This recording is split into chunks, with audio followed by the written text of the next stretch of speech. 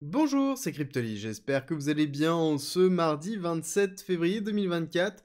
On se retrouve aujourd'hui pour parler crypto et aujourd'hui BTC a cassé les 55 000, niveau très important. On va expliquer pourquoi, on va expliquer pourquoi on pourrait aller plus haut et quel est le niveau que l'on pourrait atteindre avant le halving. On pourrait même faire un nouvel ATH, je vais vous expliquer dans quelles conditions et ce qui va se passer si jamais c'est le cas. Alors avant tout, on va commencer par les nouvelles. Vous allez voir qu'il y a quand même pas mal de choses à suivre, avec notamment MicroStrategy qui a encore acheté du BTC, un Bitcoin, 3000 Bitcoins ajoutés à son total de 193 000 Bitcoins, soit un petit peu plus de 1% de la max supply, ce qui est juste énorme et colossal. Il y a une telle concentration, est-ce que c'est un vecteur de risque? Oui. Est-ce que c'est un gros vecteur de risque? Pas forcément. En tout cas, ça dépend si vous êtes un BTC maximaliste ou pas, ça c'est encore une autre discussion. À côté, nous avons Eveil qui nous a fait une annonce, mais qui n'était pas celle que l'on souhaitait. Ils nous ont annoncé qu'ils avaient sécurisé 27 millions de dollars en early stage, ce qui est plutôt positif. Ça veut dire qu'ils vont être dans la capacité de pouvoir faire un gros airdrop. Je vous invite vraiment à réfléchir à comment faire du airdrop sur Eveil, et vous avez la chaîne de Cryptomash qui sert très bien à ça. À côté, nous avons un graphique que je vais vous présenter certainement samedi prochain dans la vidéo, mais je voulais impérativement vous le présenter.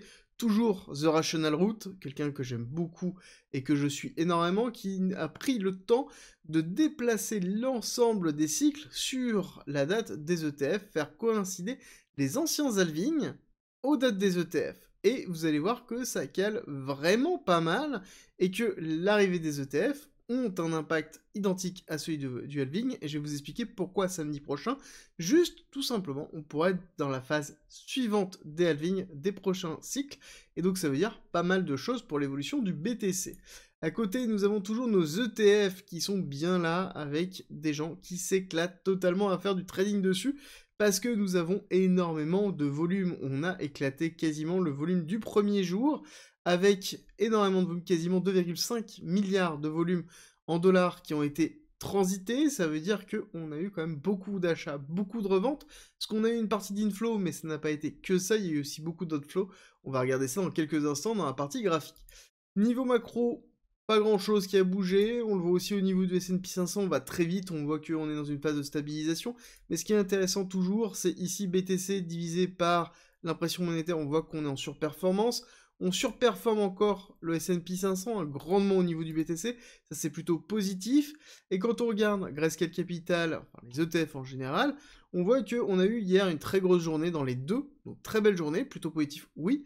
Mais quand on regarde GBTC, on voit bien qu'on a eu une période de vente au niveau de GBTC, donc ça veut dire qu'on a performé malgré les ventes de GBTC, et ça c'est certainement Gemini qui a commencé à liquider une partie de ses positions de Grayscale Capital, et encore une fois, n'oubliez pas, je vous l'ai dit dans les précédentes quotidiennes, une fois que Gemini est fini, normalement on doit avoir une diminution réelle de la pression baissière au niveau de Grayscale Capital, et on devrait avoir quelque chose qui repart correctement avec uniquement des inflows. On continue avec justement ces séries de bougies. Première bougie, deuxième bougie, troisième bougie, je suis en 4 heures, donc en 16 heures, on est allé taper ici les 56 970, quasiment 57 000, sur le BTC All Index, ce qui est très positif. On a ravalé une partie de la bougie, on va expliquer pourquoi. Et ce qui est intéressant de voir, c'est qu'on est quand même toujours dans nos objectifs d'extension de Fibonacci, toujours la première impulsion, retracement et l'évolution. On voit qu'on est bien dans nos objectifs et qu'on est en train de consolider dessus.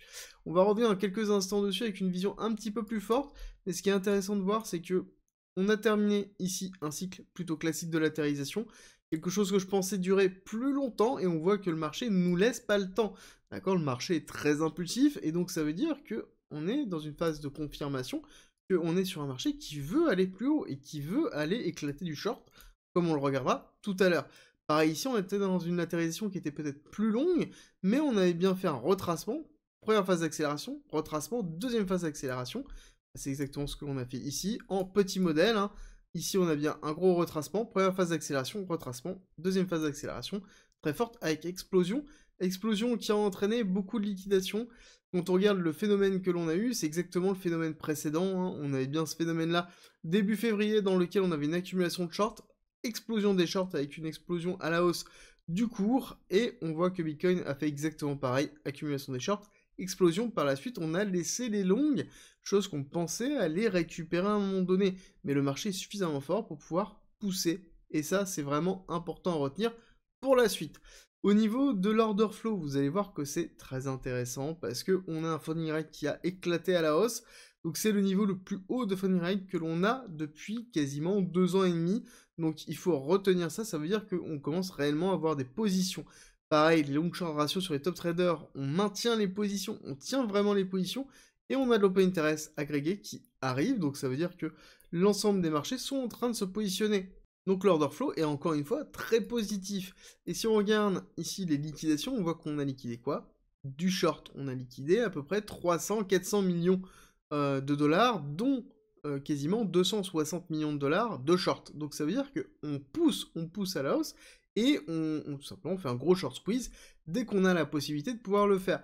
Et il faut prendre un peu de recul par rapport à la position où on est. Actuellement, je vous disais qu'on était entre le 618 et le 786, zone de retracement classique pour du rechargement de short, pour de la prise de profit sur un mouvement beaucoup plus fort qui serait baissier, donc on risque de revoir des bears qui reviennent en disant c'est les 10K time parce qu'on est au 786 et c'est le niveau de retracement classique.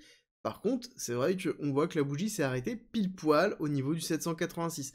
Donc on a bien une réaction très forte du cours sur les ratios de Fibonacci. Ça a été le cas juste avant, hein. Je rappelle que l'accélération haussière de l'ETF et de la spéculation de l'ETF, qui est cette accélération que l'on a vue ici, en fait sur cette première partie, hop, je vous l'encercle, cette première partie-là, ici on voit la deuxième, mais cette première accélération est allée au 618, et la deuxième est en train de retester le 786. La question c'est, est-ce qu'on va s'arrêter là, ou est-ce qu'on va aller beaucoup plus haut? Ça c'est vraiment très important, parce que c'est ce qui va déterminer notre capacité à pouvoir aller casser un ATH. Et oui, clairement, si on consolide au-dessus des 58 000, je vous annonce qu'on aura une rupture de l'ATH avant le halving. Parce que vu la temporalité qui nous reste par rapport au halving et l'impulsivité du cours, le cours n'a pas l'air de vouloir être léthargique, n'a pas envie de vouloir non plus être dans une phase de pré-bull run qui est plutôt classique, d'accord, de préparation du halving.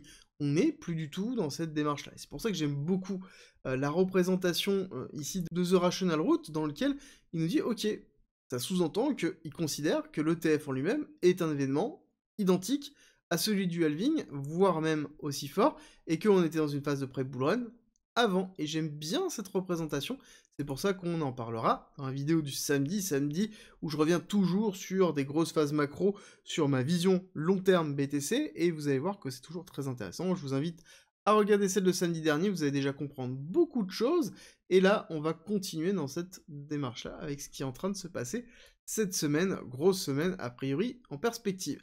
Alors, ce qui est aussi intéressant, c'est que, ici, on pourrait se dire qu'on pourrait avoir la même typologie d'accélération, d'accord? Première accélération, retracement, deuxième accélération.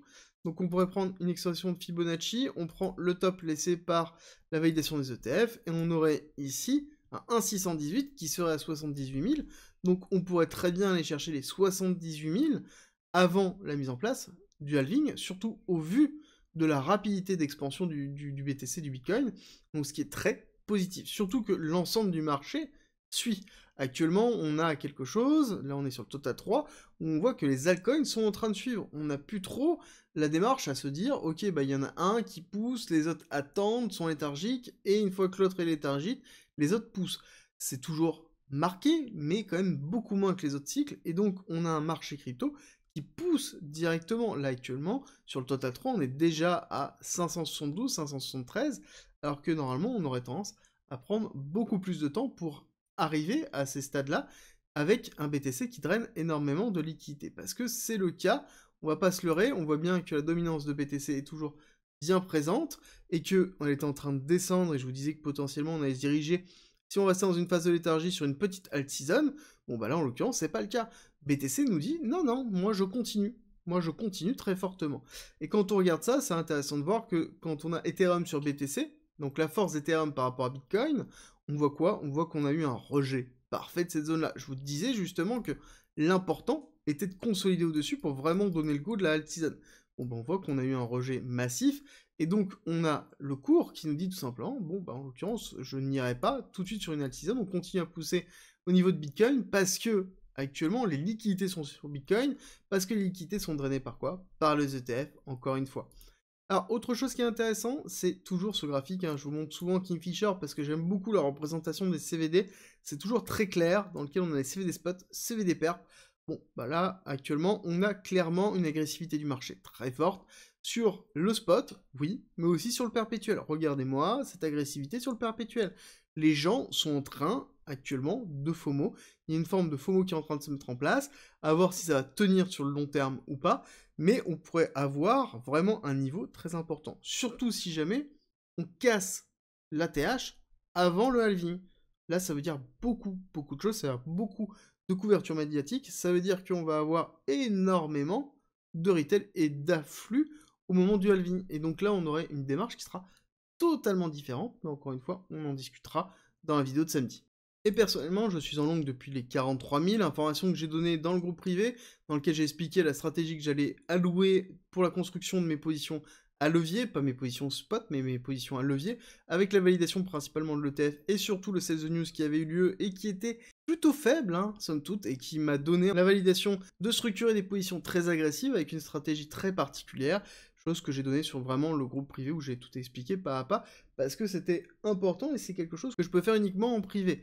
Par contre, si vous n'avez toujours pas de stratégie pour gérer vos achats, gérer vos ventes, n'oubliez pas que vous avez le guide d'investissement qui est disponible gratuitement en commentaire et en description, dans lequel je vous explique les bases pour pouvoir construire une stratégie, mes bases en tout cas à moi, dans lequel vous avez 30 pages concises qui vous expliquent quand acheter, quand vendre, comment vendre. Vous avez en fait tout pour pouvoir construire votre propre stratégie, en tout cas une stratégie basique pour pouvoir au moins suivre ce mouvement qui est quand même très impulsif et vous préparer si jamais on a vraiment une rupture de l'ATH avant le halving, parce que très clairement ça va être très impulsif et ce sera peut-être le signe d'un super cycle.